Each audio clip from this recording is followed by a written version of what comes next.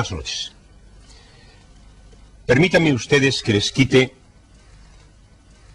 unos minutos de su tiempo en esta hora familiar y que se lo quite para hablarles de un tema siempre enojoso, la economía. Pero ustedes saben que a los temas enojosos hay que hacerles frente y cuanto antes mejor. La riqueza nacional crecerá el año que viene un 3,7%, igual que en el 99. De una fuerte creación de empleo y una reducción de la inflación. Además, el paro seguirá bajando. El IBEX 35 ha logrado un máximo histórico. En ese escenario de exuberancia, España se sitúa en un lugar privilegiado.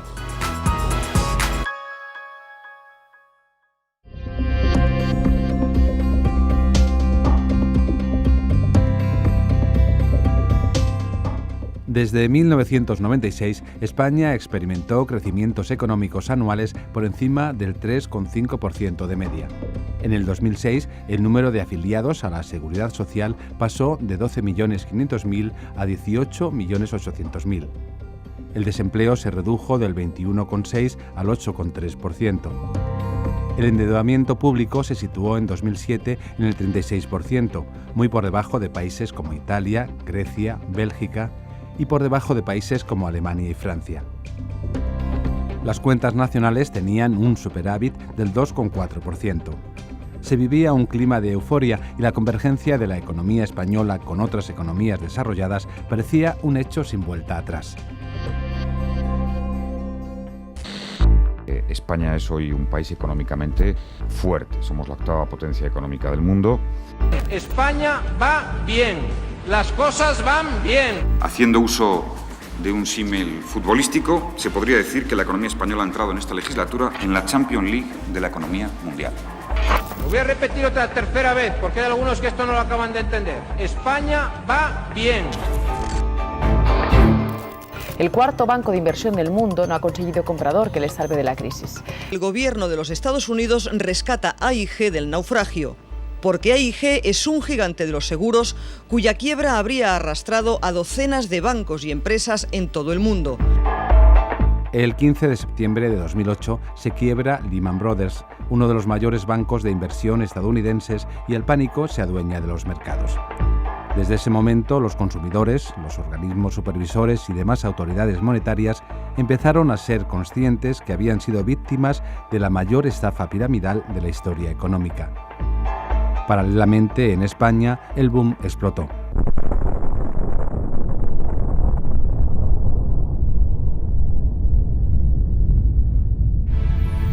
Pues el color rojo lo inunda todo. Las últimas previsiones del Banco de España señalan que nuestra economía caerá este año un 3%. El IBEX 35 ha registrado hoy su tercera mayor caída del año al perder el 4,12%. Altadis, Tubacex y Noscron han presentado EREs para más de 1.700 trabajadores. Y anoche el Banco de España intervenía Caja Castilla-La Mancha. El Banco de España ha intervenido esta madrugada Caja Sur. El Banco de España se ha hecho con el control del Banco de Valencia. El nuevo capitán de Bankia ha tomado las riendas y lo primero que ha hecho ha sido solicitar la ayuda del Estado. El gobierno calcula que en total pedirá a Bruselas unos 40.000 millones de euros. La prima de riesgo española marca un nuevo récord al cierre de hoy con 464 puntos básicos. El paro, mal endémico con una tasa que dobla la de la Unión Europea, amenaza con alcanzar los 4 millones de personas.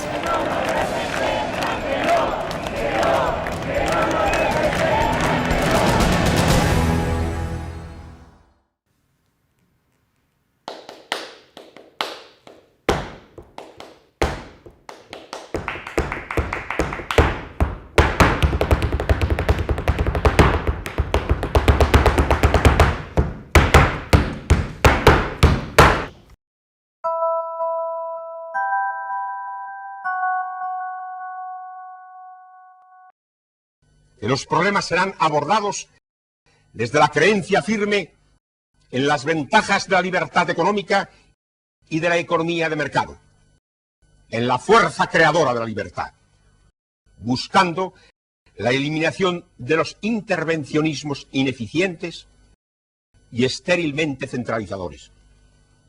Pero que esa creencia será compatible con una falta de temor a las reformas necesarias y a las intervenciones adecuadas para cortar aberraciones del mercado, tales como las que se expresan en esa lacra improductiva que es la especulación del suelo. Pese a los buenos datos macroeconómicos durante los años de expansión, la economía española tenía graves problemas estructurales que provocaron que fuese una de las menos competitivas y con más baja productividad de Europa. España ocupa el puesto 35 en el índice de competitividad global de acuerdo con el World Economic Forum, desaprovechando durante los años de bonanza económica la oportunidad de posicionarse en la economía del conocimiento. España crecía rapidísimamente, además crecía muy concentrada en un sector que tiene una productividad decreciente que trasladaba al conjunto de la economía. Pero hay que pensar que entre los años 1996 y 2005, la economía española tuvo una productividad negativa de menos 0,8% de media. Y los economistas no nos ponemos de acuerdo en casi nada, nos peleamos por casi todo, pero hay una cosa que sí que tenemos claro todos, y es que una economía donde la productividad no crece está destinada al fracaso. Hoy puedes crecer a lo que quieras, al 15% si quieres, no tienes futuro. La dependencia de España del sector de la construcción, yo creo que es complejo encontrar un punto de comienzo, pero yo creo que tiene que ver con dos elementos. Primero, cambios regulatorios que hacen que el suelo se convierta en una mercancía de compra y venta en el mercado. Luego, por otro lado, tiene que ver con cambios en el sistema financiero. Los dos juntos, la composición de estos, junto con una política monetaria que no era la que probablemente hubiera necesitado España, pero ya estábamos en un proceso de unión monetaria, es la que genera esta dependencia o esta burbuja inmobiliaria que al final lo que hace es que el sistema productivo dependa del sector de la construcción. En España se hizo una apuesta, no ahora, en la fase previa a la crisis, sino bastante antes, por una configuración de un tejido productivo del que se fue expulsando a la industria. Fue la etapa de la preparación de la economía española para la entrada en la Unión Europea, con el proceso de reconversión industrial que se sustentó en una tesis que era aquella de los sectores maduros y los sectores de futuro, ¿no? Cuando se apostó por una economía de servicios. En el año 2006, la construcción, promoción inmobiliaria y adquisición de vivienda concentra el 60% del total del crédito. En 1997 era del 40%, lo que significa que en ese periodo el crédito destinado a sectores como la agricultura, la industria manufacturera, la energía o el comercio cediese a favor de la construcción. Lo anterior, junto con las políticas emprendidas en esos años, provoca que el peso de la construcción en el Producto Interior Bruto pase del 11,7% en 1996 al 17,9% en 2007 y que España pierda una parte importante de su industria. En el año 2005, más de la mitad del empleo del sector privado tiene que ver, directa o indirectamente, con el agregado construcción, banca e inmobiliaria. En Francia y Alemania no llega al 25%. El caso de entrada en la Unión Europea, prácticamente por más una vocación política y después un contexto geográfico que ha llevado en el proceso de transición, hizo que tradiciones que ya venían incluso del tardofranquismo y al principio de los primeros gobiernos de la OCDE, que era tener políticas públicas, industriales y económicas que estaban definiendo cuáles eran los planes a 5, 10, 15 años, planes industriales y de competitividad económica, de investigación y desarrollo, cómo se quería ver el país económicamente y con lo cual socialmente, qué sociedad se quería y de qué manera se iba a construir a través de la economía o de la industria de la empresa. Eso se abandonó, llegado al extremo de que hubo un gobierno con un ministro que dijo que la mejor política industrial era la que no existía. Con la Ley del Suelo del 98 se degradaron las tenues barreras del planeamiento urbano que condicionaban los usos y la edificabilidad de los terrenos. esa ley de 1998 lo que viene a decir es: no tienen ustedes que demostrar por qué, dónde y cuándo necesitamos urbanizar, sino aquellos espacios que por sus valores deben quedar fuera de la urbanización. En principio, leído así está bien, parece que es una ley conservacionista, porque nos dice: demuestren ustedes todos aquellos que hay que proteger y eso no será urbanizable. Pero esa era la trampa, porque todo aquello que quedaba fuera de la protección era potencialmente urbanizable. La Ley del Suelo del año 1998 provocó un fuerte desarrollo urbanístico. Desde el año 2001 hasta el 2008 se construyeron una media de 750.000 unidades anuales. En Italia, la construcción media estaba en torno a las 170.000 y en Francia y Alemania raramente superaron las 300.000 viviendas. En el año 2005, el total de viviendas construidas en nuestro país superaban las construidas en Alemania, Reino Unido y Francia. En el año 2006 se iniciaron, depende de la estadística que mires, porque la iniciación no es una ciencia exacta, no es totalmente precisa, pero se iniciaron, dependiendo de la estadística, entre 750.000 y 850.000 viviendas. Pensemos que en Estados Unidos, 325 millones de habitantes, en el año 2007 se construían 1,1 millones de viviendas. Se iniciaban, 1,1 millones de viviendas. Aquí, 47 millones de habitantes, 850.000 viviendas. Es simplemente disparatado, no hay ninguna relación con ninguna magnitud macroeconómica ni poblacional que tenga sentido en ese momento, ¿no? No solo la ley del suelo alimentó la voracidad urbanística. El exceso de crédito es uno de los factores determinantes. Los bancos financian los distintos sectores de la economía a través del crédito que prestan a las empresas y familias y que al mismo tiempo captan de estas a través de los depósitos. Sin embargo, durante años, los bancos españoles no tienen capacidad de captar ahorro con la misma velocidad que dan créditos, por lo que se ven obligados a acudir a mercados internacionales. Los bancos españoles durante años se endeudan a corto plazo en los mercados internacionales para invertir en el mercado inmobiliario. La disminución permanente de los tipos de interés que trae el euro revaloriza los activos que existen ya en España. Y este efecto de revalorización afecta especialmente a los activos de vida útil más larga, es decir, a los que prácticamente no se deprecian y por tanto los bienes inmuebles, ¿no? Desde la creación del euro, las políticas monetarias son comunes para todos los países que comparten la moneda. El organismo encargado de diseñar la estrategia de estas políticas es el Banco Central Europeo, que es al mismo tiempo quien crea el dinero y lo distribuye en la economía, dejándoselo a los bancos comerciales. En agosto de 2007, el dinero en circulación crecía un 20% en España, mientras que en Alemania era del 5% y del 10% en el conjunto de los países que comparten el euro. Lo que ha sucedido durante los años de expansión es que una parte importante del dinero que se inyecta a la economía por parte del Banco Central Europeo ha sido trasladado desde bancos holandeses, alemanes y franceses a la banca española, que lo ha invertido en el sector de la construcción y promoción inmobiliaria. Pero no solamente erraron los bancos, las agencias de calificación en esa época otorgaban a la deuda española, tanto pública como privada, las mejores calificaciones. En 2005, al bono alemán se le exigía más interés que a la deuda pública española, que eran, junto a suizos y noruegos, los más seguros de todo Occidente. Los mercados interbancarios en Europa funcionaron muy bien. El ahorro alemán, a través de los bancos alemanes y del interbancario, llegaba a los bancos españoles y los bancos españoles lo canalizaban hacia el mercado inmobiliario.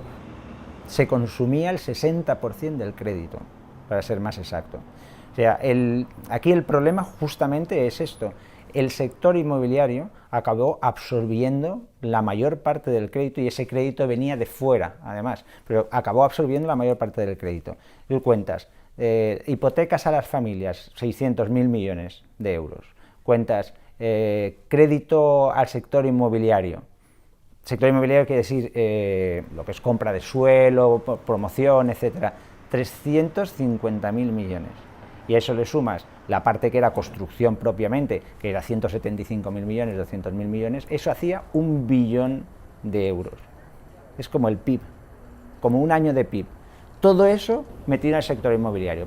Y bueno, vas generando esta situación hasta un punto absolutamente ridículo, hasta la ridiculez de que el crédito a la industria era menos de la mitad que el crédito que se concedía a la promoción inmobiliaria. Qué bonito ha sido que todos nuestros clientes nos han dicho, oye Benjamín, oye fulanito, che, ¿te acuerdas el piso que te compré en tal? Oye, ¿te acuerdas que digo, che, pues no sé, 20 millones, oye, me pagan 50 tú. Y hemos hecho ricos a la población y ha subido el nivel de renta porque esos señores son más ricos y tienen más crédito. Se van al banco y dicen, oye tú, que yo tengo un piso que vale hoy en día 50 millones y de la hipoteca te debo solo 10, dame 30 millones. De la situación que se generó pre-crisis y que llevó a la crisis es precisamente un problema de incentivos. Los incentivos no solamente están en el sector bancario, estaban en las agencias de calificación, estaban en los reguladores también, que eran incentivos de tipo político, incluso en las familias también. Pero sobre todo en el sector bancario habían una serie de incentivos que iban desde arriba, desde el director general o el máximo responsable de la entidad hasta abajo, hasta el director de oficina o hasta las personas que están en la sucursal. El director general pues tiene unos incentivos o cobra un variable en función de cuánto beneficio es capaz de generar y vamos hacia abajo, y el director de oficina pues en muchos casos tenía incentivos en función de cuánto crédito era capaz de conceder, con independencia de qué calidad tenía ese crédito. Un banco antiguamente, cuando alguien decía es un banquero, era una persona seria, sensata, responsable, prudente, ¿no? La prudencia era algo que tenía que caracterizar a la banca y hemos vivido la euforia. Y para mí el gran problema es la especulación. Se ha hecho una economía especulativa que no ha generado riqueza en el mundo, o sea, no se ha hecho economía real, que llamamos nosotros. Las entidades financieras eran dueñas de una proporción muy importante de las tasadoras. Más del 50% de las operaciones de tasación se hacían a través de tasadoras que eran propiedad de las entidades financieras. Entonces, bueno, es otro mecanismo. Es el mecanismo de llega un señor, dice, mire, yo querría comprar esta vivienda y tal, me daría usted un crédito, le dicen el 80% de eso, el 20% lo tiene que pagar ahora, es que no tengo el 20% para pagarlo, bueno, a ver qué podemos hacer, hombre, si la tasación fuera un poco superior, entonces pues ya sería distinto y tal, y obviamente, si tienes la propiedad, pues bueno, hay una cierta capacidad de influencia sobre cuál puede ser el valor. La sobretasación fue espectacular durante estos años. El mundo no puede crecer de forma sostenible a esos ritmos, porque ni la oferta de energía, la oferta de materias primas y de alimentos no puede crecer al mismo ritmo y por tanto se produce una presión sobre los precios que se traslada a la inflación. Los estados tienen que reconocer, tienen que reaccionar, los bancos centrales tienen que reaccionar aumentando los tipos de interés. Yo creo que este es el detonante de que el mundo se dé cuenta de que no se puede crecer a los ritmos que se habían marcado y que los tipos de interés reales tenían que ser mayores que los que se estaban dando en aquel momento. El sector financiero estaba fuera de control y el sector inmobiliario estaban fuera de control, por completo. Lo que sucede es que luego aquí tienes los condicionantes políticos. El sector inmobiliario le estaba proporcionando al PIB entre un 20 y un 25% del crecimiento del PIB venía por el sector inmobiliario, directamente, luego más todo lo que es indirecto. Había muchos actores, pasa que con altavoces pequeños, en mi opinión, que veían que se estaba generando una burbuja inmobiliaria en España. Claro, en medio se produce un cambio de gobierno y ningún gobierno quiso pinchar aquella burbuja por los riesgos que podía contraer ante la opinión pública, ¿no? Crecía el empleo, éramos el país que más rápidamente crecía esto. España por primera vez llega a una tasa de paro más o menos equiparable a la media europea.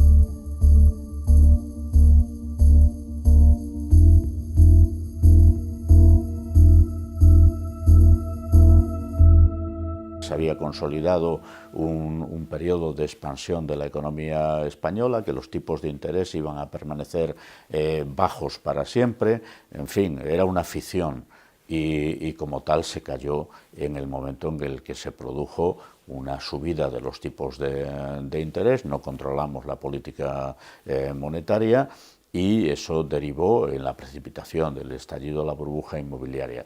Coincide además que la crisis española, que tiene rasgos propios, se ve acentuada por la crisis financiera internacional. Fue la peor pista de aterrizaje posible para una crisis en nuestro país.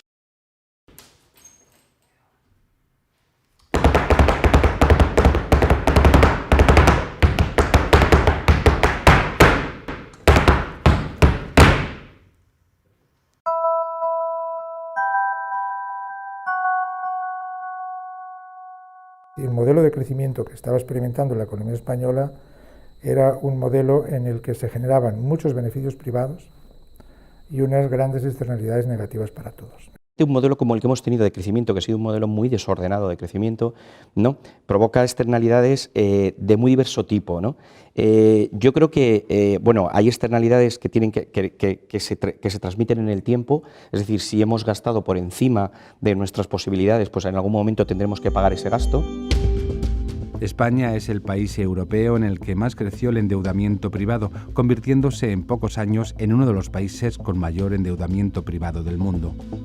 Lo que empezó como una crisis bancaria conducida por el colapso de la burbuja inmobiliaria derivó rápidamente en una crisis de deuda soberana.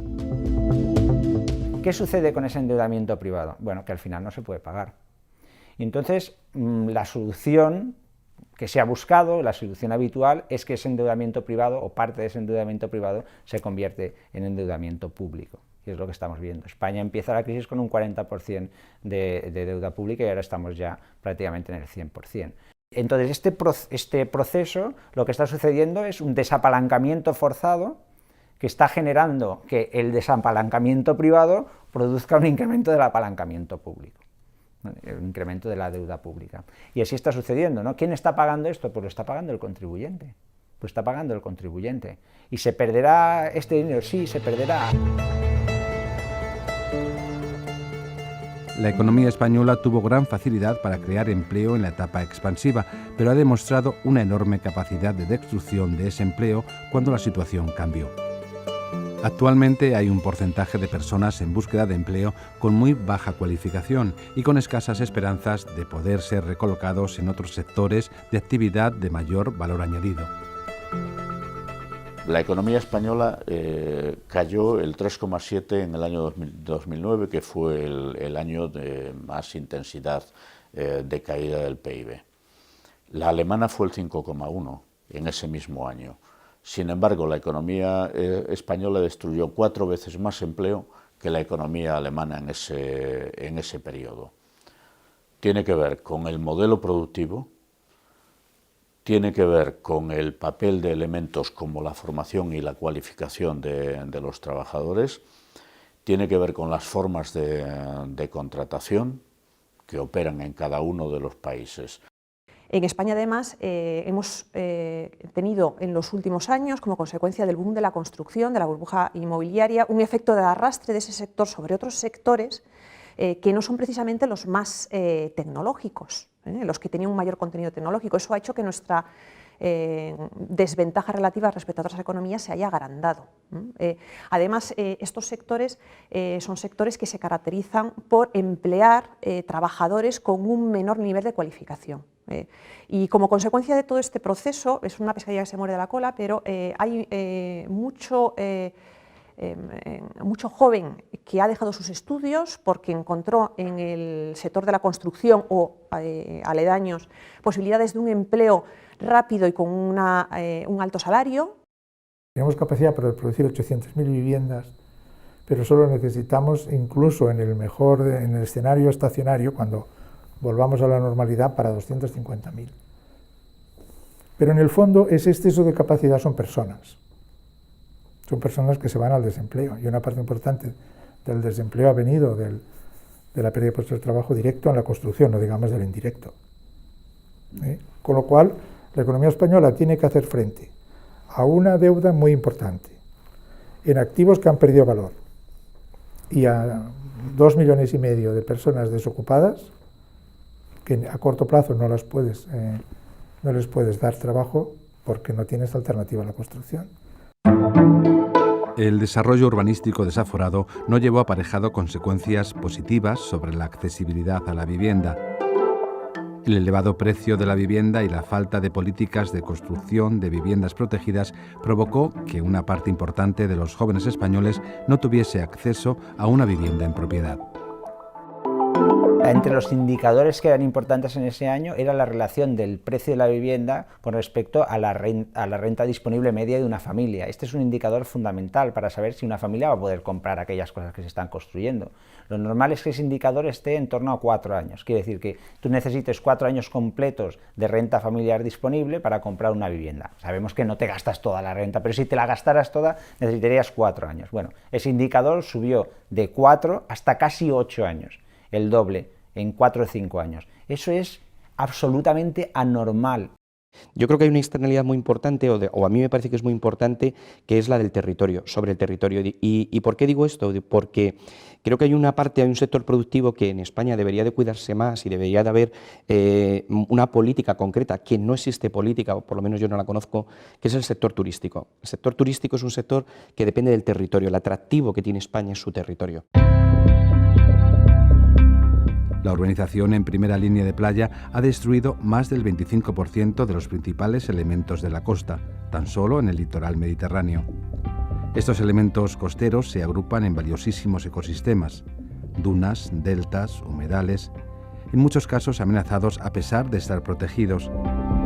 El aumento de la población residente o veraneante ha conducido a una mala gestión y en muchos casos al agotamiento de los recursos hídricos. El turismo de sol y playa exige nuevas instalaciones que agravan aún más la situación del litoral. Nuevos puertos deportivos, nuevos campos de golf que requieren ingentes cantidades de agua. Se ha dado el salto a áreas del litoral de las que habitualmente se han calificado, mal calificadas de vírgenes, en definitiva, áreas no ocupadas todavía por la urbanización, y se ha hecho con un patrón de alta extensión en la ocupación y de baja densidad, con lo que eso ha implicado mucho consumo de suelo y mucho consumo de recursos, fundamentalmente del agua, que es un recurso estratégico en un mundo mediterráneo seco como el que caracteriza buena parte del litoral. Y en tercer lugar, un tema que a nosotros como geógrafos o aquellos que hemos mirado el proceso más desde la perspectiva territorial y ambiental, se ha dado el salto a la montaña prelitoral. Entonces ahí la ocupación del suelo, la verdad es que se lleva por delante valores patrimoniales que no son solo valores de conservación, sino que son valores de identidad y de calidad para una oferta turística competitiva en esos valores. Y además se han generado problemas nuevos que no conocíamos, por ejemplo, problemas graves de incendios. El incendio del año pasado en Marbella, al pie de la Sierra de las Nieves, no era tanto un problema ecológico, no era tanto un problema ambiental, sino un problema social. ¿Por qué? Porque se había empezado a urbanizar la montaña en medio de un espacio en el que tradicionalmente se han producido estos fuegos. Durante los años de bonanza, las administraciones también engrosaron sus cuentas e hicieron, en muchos casos, inversiones que o bien no responden al interés general o resultan insostenibles al no poderse mantener. El suelo urbanizable y las transacciones de compraventa se convierten en una de las principales vías de recaudación en las administraciones territoriales. Efectivamente, en esos años se ingresó mucho por todos los conceptos derivados de la urbanización, pero ahí la administración, sobre todo la local, no previó los costes de gestión y mantenimiento de esa urbanización a largo plazo, y lo que hizo fue invertir inmediatamente, colocar esas plusvalías en inversiones muchas veces suntuarias, insuficientes, innecesarias, que ahora están gravando los balances, las cuentas de esos municipios que han dejado de cobrar plusvalías para cobrar el IBI con unos niveles de morosidad crecientemente altos o unos impuestos ordinarios. Yo creo que de ahí viene el dispendio de las administraciones públicas a todos los niveles, la local o la estatal, que también se benefició de todos esos procesos y que comprometió mucho gasto en infraestructuras faraónicas. En definitiva, el proceso especulativo y el desajuste entre ingresos y gastos ha afectado desde el vecino de abajo al Estado como tal. Pese a los importantes ingresos que obtuvieron las administraciones en los años de bonanza económica, no se consiguió disminuir los índices de desigualdad. En 2014, España es el país europeo con mayor desigualdad, solamente por detrás de Letonia.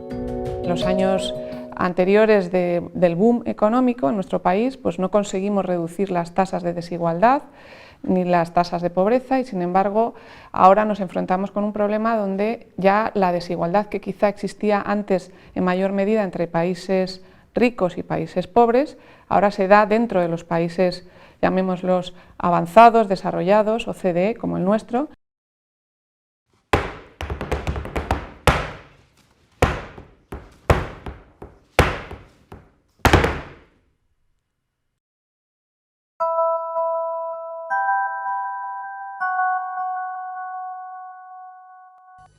Pero ha llegado la hora de la economía.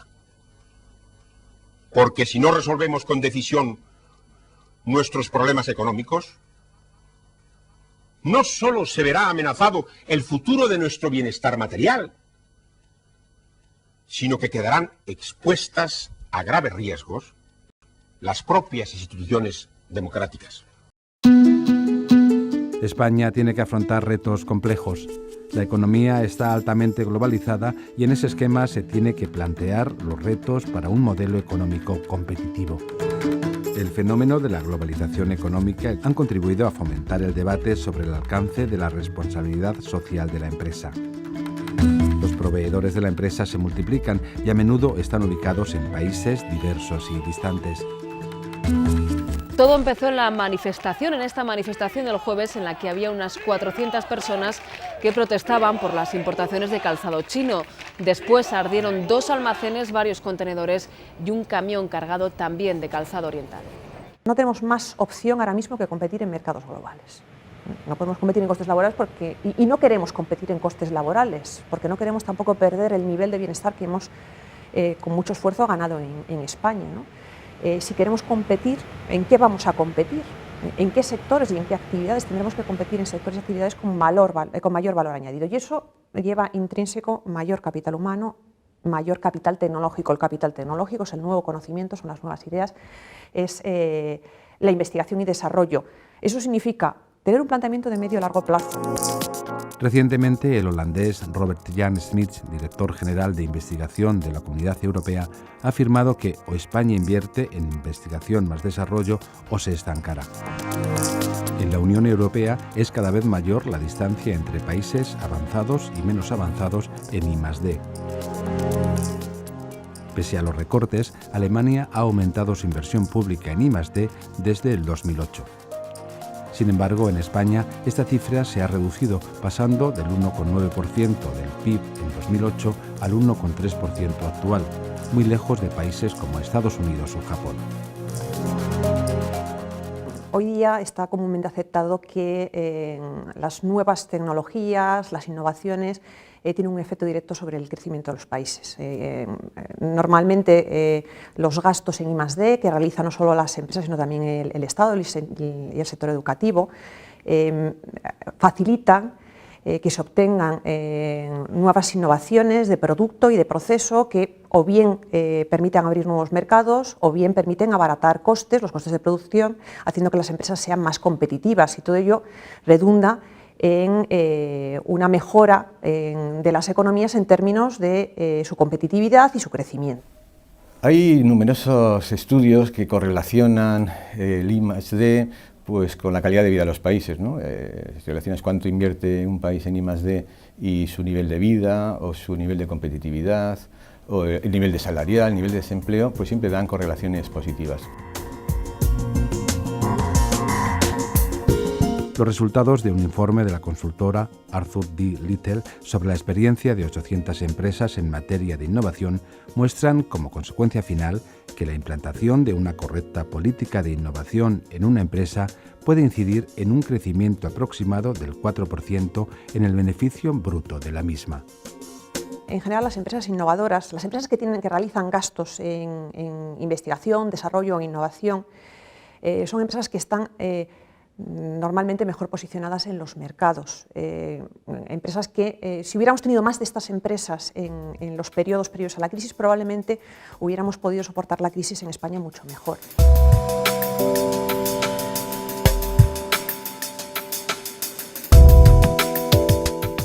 En Euskadi, el impacto de la crisis es menor que en el resto de España.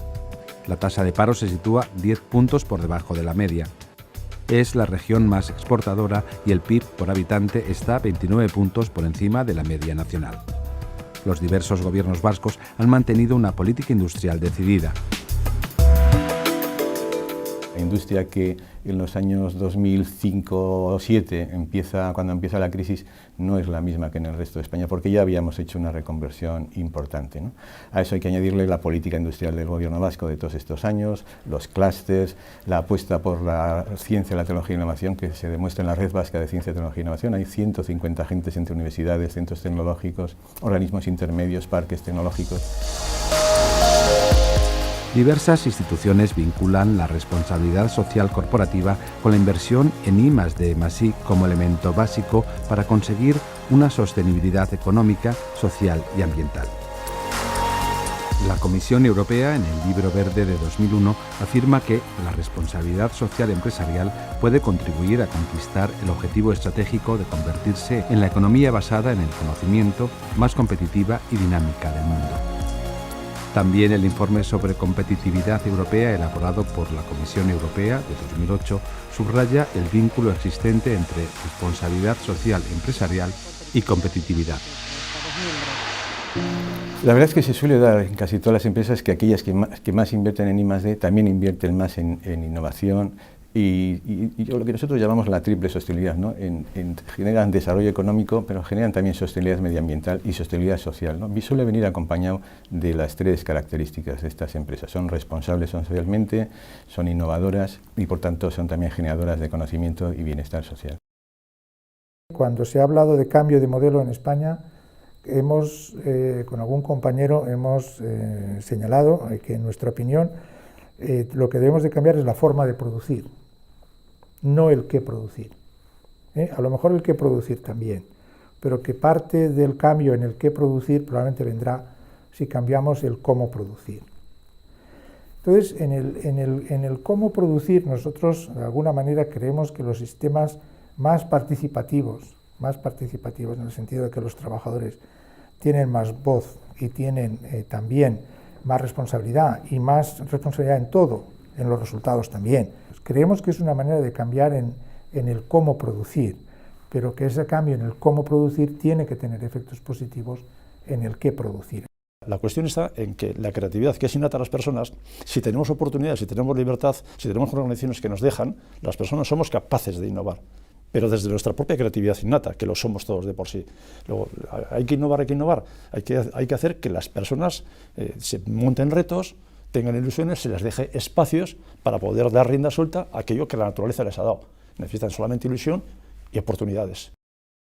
En España, sin haber participación directa en los órganos de gobierno, la industria del automóvil ha desarrollado una tecnología de relaciones laborales que es lo que ha permitido en gran medida que ahora se estén haciendo cosas en el terreno de la flexibilidad que eran impensables hace años y que desgraciadamente no ha permeabilizado al resto del tejido económico. Pero decía, no solo de los trabajadores, también el control ciudadano de la evolución de las empresas, porque es fundamental para el desarrollo en armonía de las relaciones sociales en los territorios donde están situadas las empresas, por razones económicas, pero por razones ambientales, por razones sociales de muy diverso tipo. Creo que los mecanismos de participación son manifiestamente mejorables y deberíamos trabajar en esa dirección de mejorarlos. Los incentivos por parte de la Administración deben intentar dirigir a los agentes socioeconómicos hacia un modelo productivo que sea sostenible económica, social y medioambientalmente. España debe plantearse en qué sectores quiere competir en un futuro. Yo creo que lo que tenemos es que buscar una forma de crecer que sea propia de nuestro país. Tenemos el sector turístico, nosotros somos un país que tenemos ventajas turísticas por donde estamos situados, por nuestra climatología. Yo creo que tenemos que ir hacia un turismo de más valor añadido, potenciar el turismo interior, el turismo de naturaleza, son elementos que todavía están por desarrollar. Hay muchísimos nuevos modelos de producción vinculados al territorio y que tienen muchísimo futuro aquí en España, muchísimo. Por ejemplo, uno es la agricultura ecológica. España es en este momento el primer productor de agricultura ecológica en Europa. El último o el penúltimo en consumo. O sea, porque todavía nos pensamos que lo de la ecología es una moda. En Europa llevan 30 años sabiendo que no es una moda, es un tema de supervivencia, de salud. Hay muchos temas que están vinculados a la salud que tienen que ver con la alimentación y luego al respeto al territorio. Hoy estás haciendo 3 cosechas al año, pero este terreno lo vas a quemar y dentro de unos años no te va a dar nada. Es decir, esta economía que hemos desarrollado a corto plazo, que es la ceguera, pan para hoy, hambre para mañana. Entonces, por ejemplo, la agricultura ecológica está creciendo más de un 20% cada año, a pesar de la crisis. La innovación tecnológica lo que es una oportunidad de poder aprovechar un segmento, un nicho de mercado que ha surgido en los últimos 20, 25 años y más intensamente en los últimos 10, que es toda la innovación medioambiental, ¿no? Y de hecho hay una parte importante, por ejemplo, de la política que se va a instrumentar en la Unión Europea en el próximo sexenio, que tiene que ver precisamente, por ejemplo, con la reducción del CO2, y para eso lo que tenemos que hacer es desarrollar tecnologías, ¿no? Y eso es un nicho de mercado importante. Tú miras un extracto de una tarjeta de crédito y dices, ¿pero qué nos está pasando? O sea, podemos gastar cantidades sorprendentes en cosas que no necesitamos, pero luego discutimos si un kilo de tomates ecológico cuesta €1 más. Entonces, en lo superfluo, en un perfume, en no sé qué, pero en lo importante regateamos. Tiene que haber un cambio de modelo de consumo. O sea, lo que hay que ir a un modelo sostenible de que el hombre y la tierra estén en armonía. No hace falta muchas cosas que estamos consumiendo. Por eso yo propongo muchas veces pasar de una economía del consumo material a una economía del consumo cultural. Estar dispuestos a pagar por cultura, que esta es una cultura, es una economía de la libertad. Cuanto más invierto en cultura, más libre soy. La economía del consumo material me esclaviza. Entonces, se crearían puestos de trabajo y estaríamos mejor. Unas declaraciones de Diego Vasconcelos, ya tristemente fallecido, en el que decía que en los años 80 y 90 del siglo pasado, lo económico generaba valor económico y lo social se veía como un gasto. Decía, en la economía del siglo XXI, lo social que va a generar puestos de trabajo, va a generar PIB, porque la educación, los servicios sociales, los servicios sanitarios, el clima, todos los retos sociales van a generar empleo y economía. Ante una situación de crisis económica, los aspectos ligados a la competitividad están íntimamente vinculados a procesos que favorezcan la sostenibilidad local del territorio y para ello es necesario que las empresas sean socialmente responsables. La responsabilidad social es, al final, la conciencia que tienes sobre los impactos que producen tus propias decisiones. En realidad, el concepto de responsabilidad social está muy unido al de libertad.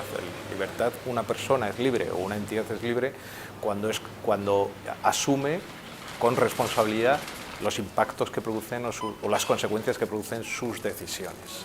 Eso se puede aplicar tanto a empresas como a políticas públicas, como a comportamientos personales, ya sea en inversión, en consumo o en cualquier otro rol. El profesor de Economía, Christian Felber, propone un modelo que consiste en adaptar la economía real capitalista, donde priman valores como el afán de lucro y la competencia, a los principios constitucionales que recoge, entre otras, la Constitución de Baviera. Denomina a esta teoría la economía del bien común. Es una economía de mercado ética, solidaria, justa, humana, democrática y sustentable, que recompensa a las empresas de forma que vivan los valores más importantes, mientras que las empresas que se comportan de forma menos ética pues perderían en competitividad y tendrían que salir del mercado. Las empresas, en vez de buscar el máximo beneficio financiero y producir y externalizar estos costes y pasar estos costes a la sociedad, pues tendrían otro objetivo. El mismo objetivo intrínseco de las empresas sería la maximización del bien común, es decir, reducir todas juntas el paro, reducir todas juntas la exclusión, darle más sentido al trabajo, producir productos que más son apropiados para satisfacer las necesidades, ecologizar la producción, con el objetivo intrínseco de minimizar los costes sociales, humanos y ecológicos, y de esta forma la economía sería no solamente mucho más efectiva en cuanto a los fines y valores constitucionales, sino también más eficiente, porque conseguiríamos satisfacer nuestras necesidades, que es el objetivo central de la economía nacional, sin producir a la vez estos costes, porque el objetivo de las empresas estaría en sintonía con el objetivo de la economía nacional. El movimiento de la economía del bien común es muy joven. Nació hace 3 años en Austria y en la actualidad hay empresas que lo apoyan en 27 países, incluyendo China, Estados Unidos, México, España, Italia y Puerto Rico. Son 1.400 empresas y 1 de cada 3 ya está llevando a la práctica la implementación del balance del bien común, que incluye diferentes indicadores de sostenibilidad ecológica, la participación y democracia y la dignidad humana. Proponemos que se mida el éxito según el alcance del objetivo en un producto del bien común en la economía nacional y la aportación de cada empresa al objetivo supremo de la economía en un balance del bien común, midiendo cómo esta empresa vive los valores más importantes: dignidad, justicia, solidaridad, sustentabilidad y democracia. Y cuanto más auténticamente una empresa vive estos valores, cuanto más fiel se muestra con la Constitución, pues más ventajas legales obtiene. Es decir, si obtiene 1000 puntos en su balance del bien común, pues ya no paga IVA y puede abaratar los precios de sus productos. Las empresas más justas gozan de libre comercio, mientras que las no justas pagan unos aranceles tan altos que la deslocalización de la producción a un país donde la empresa viola los derechos humanos, trabajo infantil, destrucción del medio ambiente, se convierte en un boomerang financiero. Y así los productos éticos se hacen más baratos para los consumidores que los menos éticos. Y de esta forma las empresas más responsables permanecerán en los mercados, mientras que las menos éticas tienen la alternativa: o bien se transforman en éticas o tienen que salir del mercado. Creo que la mirada ahora hay que ponerla también en el ámbito local. Hubo un momento de expansión, de apertura de los mercados, de internacionalización de las empresas, fomentado también por los propios estados, por los propios gobiernos nacionales o de otro tipo, y el revertir ese movimiento y el invertir en nuestras economías locales, yo creo que es el reto en el futuro. No tiene sentido, por ejemplo, que estemos consumiendo en España tomates procedentes de otros países o importemos aceite para venderlo a otros países. Yo creo que una empresa, por ejemplo, de producción alimentaria o que distribuya alimentos en la zona local, debería tratar de promover la producción local y el procesamiento de esos productos para generar empleo local. Existen en España iniciativas de gran interés que intentan vincular las necesidades del territorio con la responsabilidad social de la empresa. Retos es un ejemplo. Se trata de una plataforma conformada por 26 territorios liderados por ayuntamientos, diputaciones y consorcios con un objetivo común, que es buscar la sostenibilidad del territorio. Para ello, implican a los agentes económicos y sociales para dar respuesta desde lo local a los desafíos derivados de un escenario globalizado.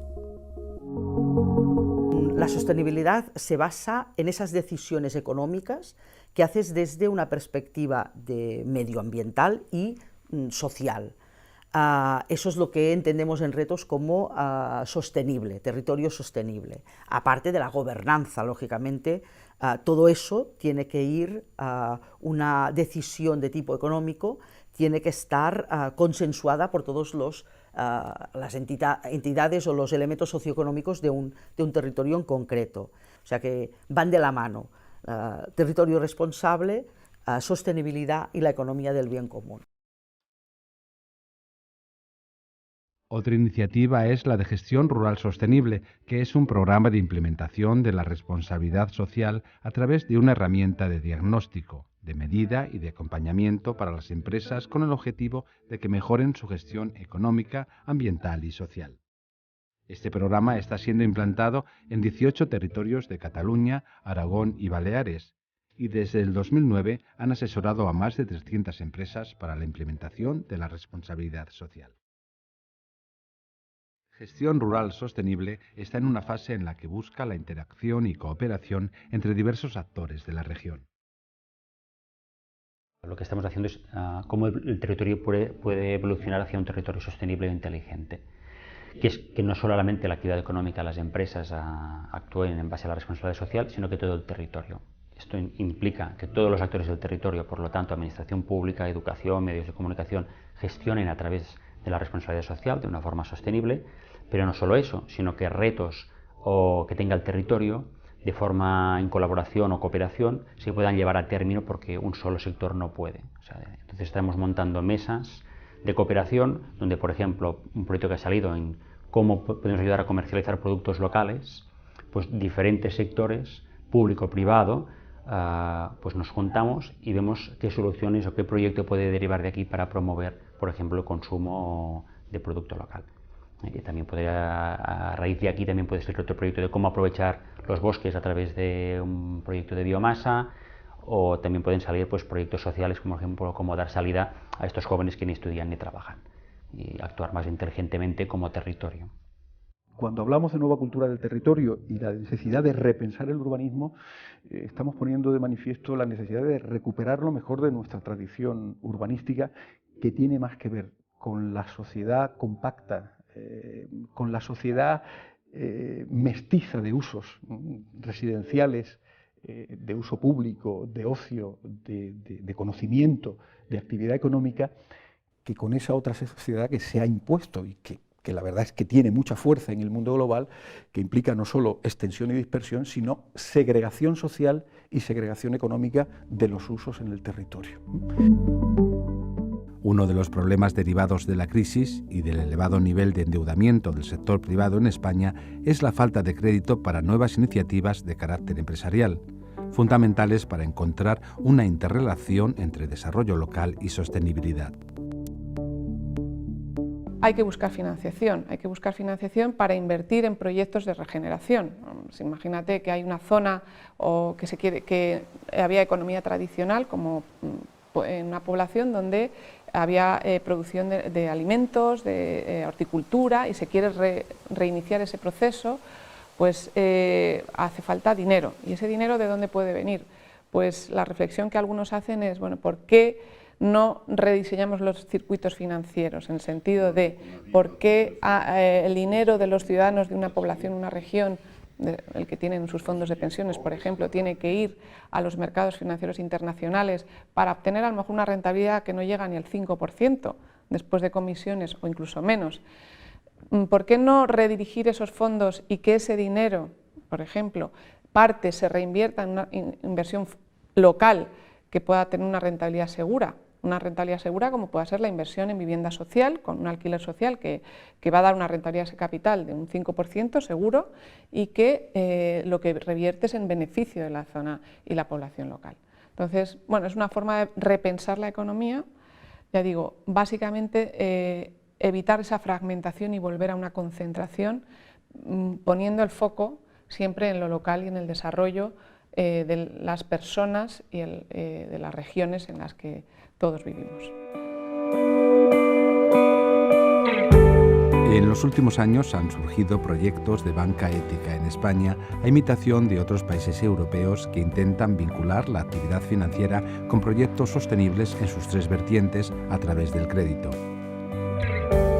Estas iniciativas, supervisadas por el Banco de España, han demostrado fuertes crecimientos en los últimos años y buenos resultados económicos. Por poner un ejemplo, el índice de morosidad de FIARE es del 1% en comparación con el 12% de la media del sector.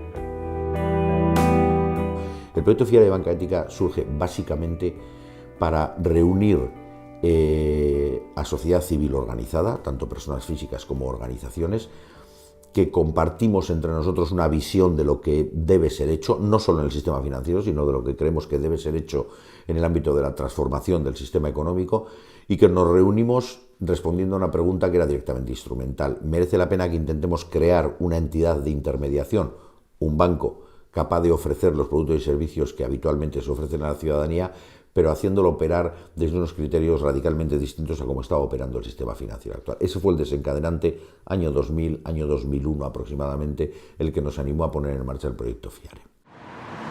Y el modelo que estamos haciendo nosotros es un modelo que está funcionando.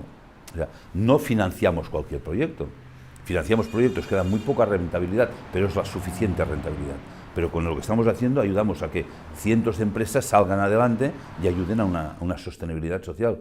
Y en cambio nos vienen proyectos millonarios que podríamos ganar mucho dinero, pero porque no son respetables, o sea, no son respetuosos con el medio ambiente, con las personas, no los financiamos. Pero todo esto no se podrá lograr sin una ciudadanía formada y educada que tenga capacidad de reacción, de crítica, de análisis y de elección, sin olvidar que el papel del Estado sigue siendo básico para proteger derechos y para generar modelos económicos y de conducta determinados.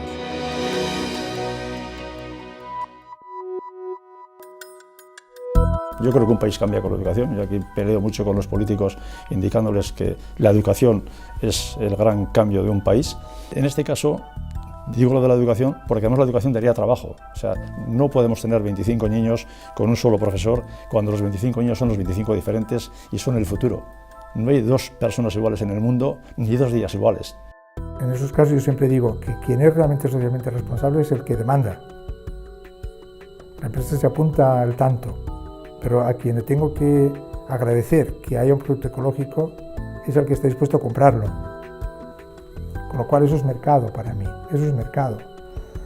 La pregunta que nos hacemos es, ¿va a ser suficiente con la presión de la demanda para que las empresas reaccionen con la oferta y todos estos efectos externos negativos sean interiorizados dentro del mercado y sea innecesaria la intervención del sector público? Yo personalmente soy bastante desconfiado en la solución en esa lectura, en el sentido de que yo creo que la alerta del Estado a defender intereses colectivos es tan importante como siempre. No encuentro argumentos en todo lo que he visto para que el Estado tenga que bajar la guardia. Podemos hacer leyes muy buenas, muy innovadoras, sobre todo en estos ámbitos del territorio, del urbanismo, del paisaje, que está muy ligado a todo esto, pero sin una cultura acendrada de cuánto nos jugamos en nuestra relación cotidiana con el territorio, los efectos prácticos de esas leyes muchas veces terminan siendo muy pobres, ¿no?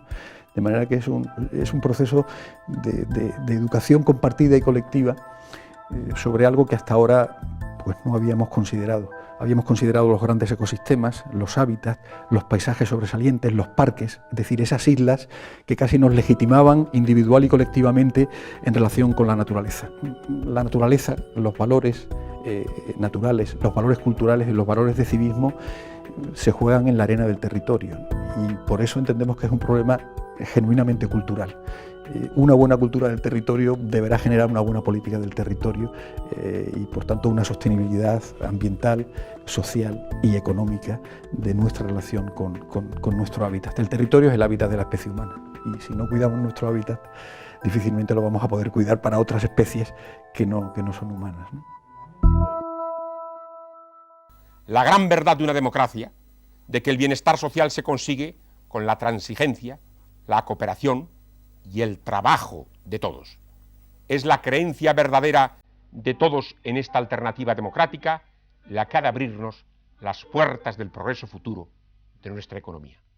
Muchas gracias por su atención y buenas noches.